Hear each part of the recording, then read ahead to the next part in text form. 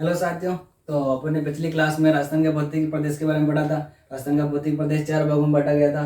जो अपने देखा था, राजस्थान के भौतिक प्रदेश को 4 भागों में बांटा गया। सबसे बड़ा प्रदेश है मरुस्थल, जो 61% भाग पर फैला हुआ है। फिर दूसरा है अरावली, अरावली 9% भाग पर फैली हुई है। फिर है आपके पूर्वी मैदान, जो 23% से रखती है। और फिर अपना हड़ौती का प्रदेश, जो 6.89% हिस्सा है उसका। तो अब अपने एक बार वापस रिपीट कर देते हैं उसको लिख के। ये अपना राजस्थान का नक्शा है। इसके अंदर आपके सबसे पहले मरुस्थल आएगा, थार का मरुस्थल, जो राजस्थान का 61% है और कुल मरुस्थल का ये 75% है। तो ये मरुस्थल को भी 2 भागों में बांटा। जो 25 डिग्री सेंटीग्रेड वर्षा होती है वो इसको 2 भागों में बांटती है। ये 25 डिग्री सेंटीग्रेड ये शुष्क मरुस्थल है और ये अर्ध शुष्क है। ठीक है। और फिर अपन पढ़ेंगे अरावली, बीच वाला पार्ट आ रहा अरावली। और फिर आएगा आपके पूर्वी मैदान, मैदानी क्षेत्र है ये, जिसमें नदियाँ वगैरह आती है। और ये हड़ौती का पठार है, हड़ौती पठार। ये 4 पार्टों में मुख्य रूप से बांटा है।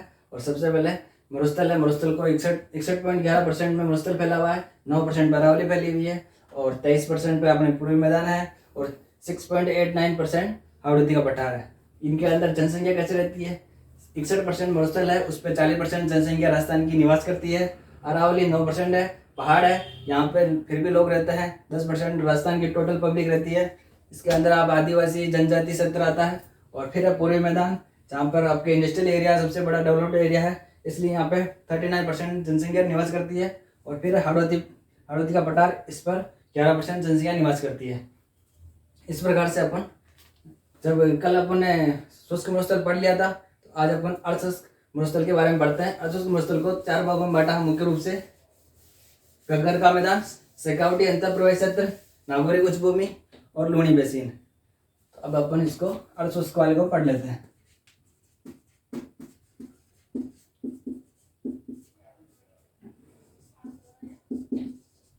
अर्धशुष्क मरुस्थल, जो मरुस्थल का सेकंड पार्ट है। मरुस्थल वाला पार्ट अपन ने पहले वाले भाग में पढ़ लिया था। अभी अर्धशुष्क मरुस्थल को 4 भागों में बांटा है। सबसे पहला उत्तर का मैदान, घग्गर नदी भी है यहाँ पे, घग्गर का मैदान भी कहेंगे इसको, घग्गर का मैदान। दूसरा है शेखावाटी अंतःप्रवाह क्षेत्र।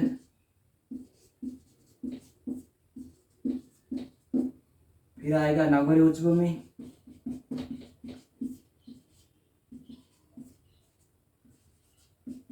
नागौरी उच्च भूमि। फिर आएगा आपके लूणी बेसिन। ठीक है। अगर आप भी लिख रहे हो तो इसको एक बार नोट कर लेना, वीडियो को होल्ड करके। और ये देख लो 4 पार्ट। घग्गर का मैदान सबसे ऊपर नॉर्थ में, गंगानगर हनुमानगढ़ आता है। शेखावटी अंतःप्रवाह क्षेत्र, इसके अंदर आपके शेखावटी में है ना, आपके बीकानेर, सीकर, चूरू, ये सब आएंगे। बीकानेर नहीं आएगा, चूरू, झुंझुनू, सीकर, ये शेखावटी का क्षेत्र आता है। और इसे तोरावाटी क्षेत्र भी कहते हैं, क्योंकि यहाँ पे तंवर वंश राज करता था। तोरावाटी क्षेत्र भी कहेंगे। ठीक है। फिर नागौरी उच्च भूमि में नागौर और अजमेर, इसके अंदर फ्लोराइड की मात्रा ज़्यादा है यहाँ पे पानी के अंदर, इसलिए यहाँ पे लोग बाग बीमार हो जाते हैं। और फ्लोराइड की वजह से फ्लोरोसिस नाम की बीमारी हो जाती है, और उसे कुबड़ पट्टी भी कहते हैं। जो लोगों का सिर टेढ़ा हो जाता है उसे बाका पट्टी भी कहते हैं, कुबड़ पट्टी भी कहते हैं। ये नागौरी उच्च भूमि मानी जाएगी। और फिर आएगा चौथा पार्ट, लूणी बेसिन, जहाँ पे लूणी नदी निकलती है। लूणी नदी जहाँ जहाँ से निकलती है उसका पूरा, उसको लूणी नदी के प्रवाह क्षेत्र को लूणी बेसिन कहेंगे। और ये लूणी बेसिन 4-5 जिलों में फैली हुई है। सबसे पहले अजमेर के नागपाट पहाड़ से निकलती है। फिर ये जोधपुर, पाली, जालौर, बाड़मेर, मुख्य रूप से 4-5 जिलों में फैलती है। ठीक है। अब अपन एक एक चीज़ देख लेते हैं। सबसे पहले मैं आपको वापस नक्शा बना के दिखाता हूँ। राजस्थान का नक्शा है। मैं बार बार नक्शा इसलिए बनाता हूँ दोस्तों, क्योंकि नक्शे से सबसे अच्छी चीज़ें याद होती है। ये आपका मरुस्थल है पूरा। मरुस्थल को 2 पार्टों में बांटा, शुष्क मरुस्थल, अर्धशुष्क मरुस्थल। अर्धशुष्क मरुस्थल को 4 पार्ट में बांटा, घग्गर का मैदान, शेखावाटी उच्च भूमि, और ये शेखावाटी अंतःप्रवाह क्षेत्र, नागौरी उच्च भूमि और लूणी बेसिन। ठीक है।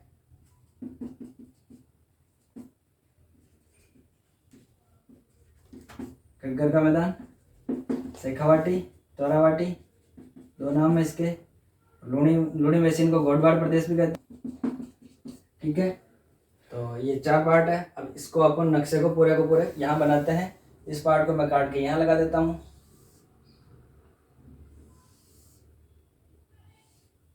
ठीक है, सबसे पहला वाला घग्गर का मैदान, फिर आएगा शेखावाटी, अंतर प्रवाही क्षेत्र या तोरावाटी, फिर आएगा आपके नागौरी उच्च भूमि। ठीक है, फिर आएगा लूणी बेसिन। समझ में आ गया? ये 4 पार्ट आ गए। अब अपन एक एक पार्ट पढ़ लेते हैं। सबसे पहले अपन घग्गर का मैदान पढ़ते हैं।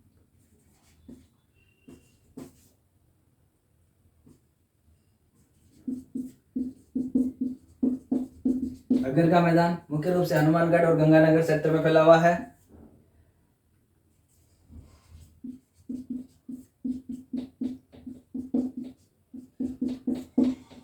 गंगानगर हनुमानगढ़ क्षेत्र में फैला हुआ है और यहाँ पे सबसे ज़्यादा अनाज उत्पादन होता है। इसे अनाज का अनानागर कहते हैं। गंगानगर को, इस क्षेत्र को अनाज का अनानागर कहते हैं।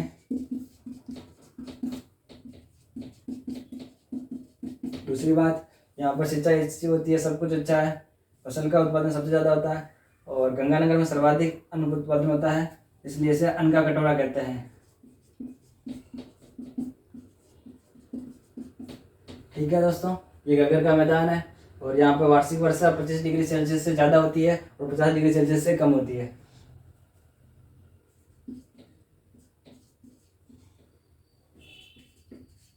ये वर्षा हो जाती है। ठीक है दोस्तों, ये अपना पहला पार्ट घग्गर का मैदान हो गया और इसके अंदर ये है। अब अपन सेकंड वाला पढ़ लेते हैं। तो बात करते हैं अर्धशुष्क मरुस्थल के सेकंड पार्ट की, जिसके अंदर शेखावाटी अंतःप्रवाह क्षेत्र आएगा।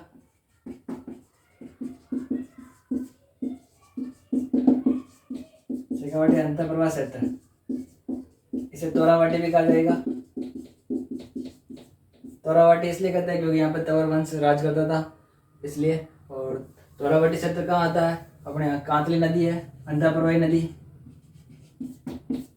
खंडेला की पहाड़ियों से निकलती है, शिखर से और झुंझुनू के अंदर लुप्त हो जाती है। यह अंतःप्रवाही क्षेत्र की नदी है। इसके जहाँ प्रवाह क्षेत्र है उसको अपन तोरावाटी क्षेत्र कहते हैं। यहाँ पे तो तंवर वंश राज करता था, इसलिए इसे तोरावाटी कहते हैं। कांतली नदी, अंतःप्रवाही नदी। इसी के साथ में एक और दिखा दे, तो आप नोट डाल के नीचे आप लिख लेना, कांकरी नदी।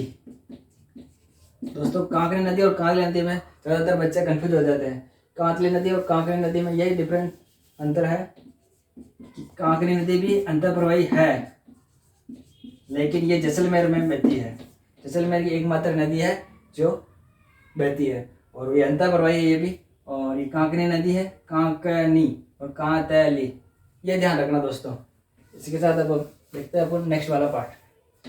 शेखावाटी के अंदर अब अपन और देखते हैं, यहाँ पे कच्चे कुएं होते हैं। शेखावाटी क्षेत्र में कच्चे कुएं, जिन्हें जोहड़ कहते हैं, कच्चे कुएं होते हैं जिनको जोहड़ कहा जाता है। और इसी के साथ अपन नेक्स्ट वाला पार्ट देखते हैं। शेखावाटी के बाद नागौरी उच्च भूमि, तीसरा पार्ट है आपका नागौरी उच्च भूमि।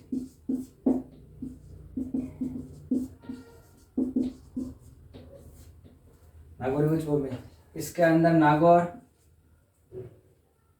और नागौरपुरा आता है। अजमेर का उत्तरी भाग आता है। इसके अंदर इसके क्षेत्र में पानी में फ्लोराइड की मात्रा ज़्यादा है, जिसको पीने से फ्लोरोसिस नाम की बीमारी हो जाती है और उसकी वजह से लोगों के अपने हड्डियाँ टेढ़ी हो जाती है, बाकी हो जाती है, इसे इसलिए इसे बाका पट्टी भी कहते हैं या कोबर पट्टी भी कहते हैं। इसीलिए राजस्थान का कोबर पट्टी इसी को कहते हैं। ये 2-3 बार एग्जाम में पूछा गया है दोस्तों। तो ये नागौर और अजमेर में है और यहाँ पे फ्लोरोसिस नाम की बीमारी होती है, फ्लोराइड की मात्रा अधिक होने की वजह से।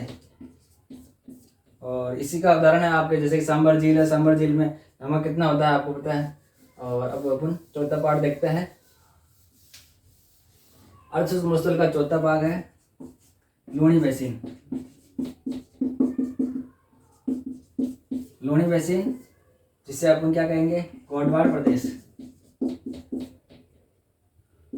कोटवाड़ प्रदेश, यहाँ पे कोटवाड़ प्रदेश के अंदर पाली, जालौर, बाड़मेर, ये 3 जिले आते थे मुख्य रूप से, और कोटवाड़ प्रदेश कहते हैं।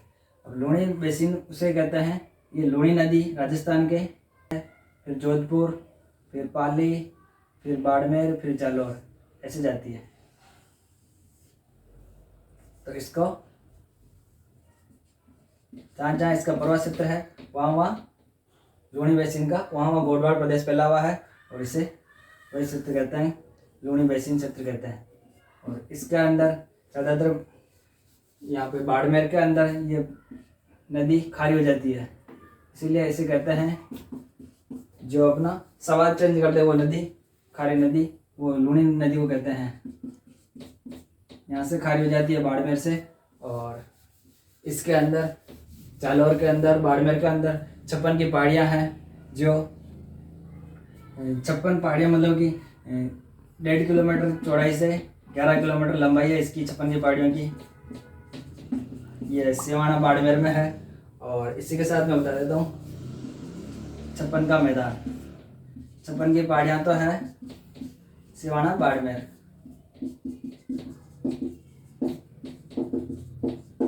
56 की पहाड़ियाँ सिवाना बाड़मेर। और 56 का मैदान, बच्चे इसमें कंफ्यूज हो जाते हैं। 56 का मैदान, कभी कभी 56 का मैदान पूछता है, उसे ही बाड़मेर लिख देते हैं बच्चे, लेकिन 56 का मैदान है, ये याद रखोगे आप, बांसवाड़ा और प्रतापगढ़। 56 का मैदान 56 गांवों का एक कंटिन्यूस सीरीज में अंदर 56 गांवों का मैदान है, उसे 56 का मैदान कहते हैं। और ये बांसवाड़ा से लेके प्रतापगढ़ तक फैला हुआ है। ठीक है दोस्तों, ये चौथा पार्ट हो गया। इसी के साथ वो अपना अगला पार्ट लेंगे अरावली। थैंक यू, धन्यवाद।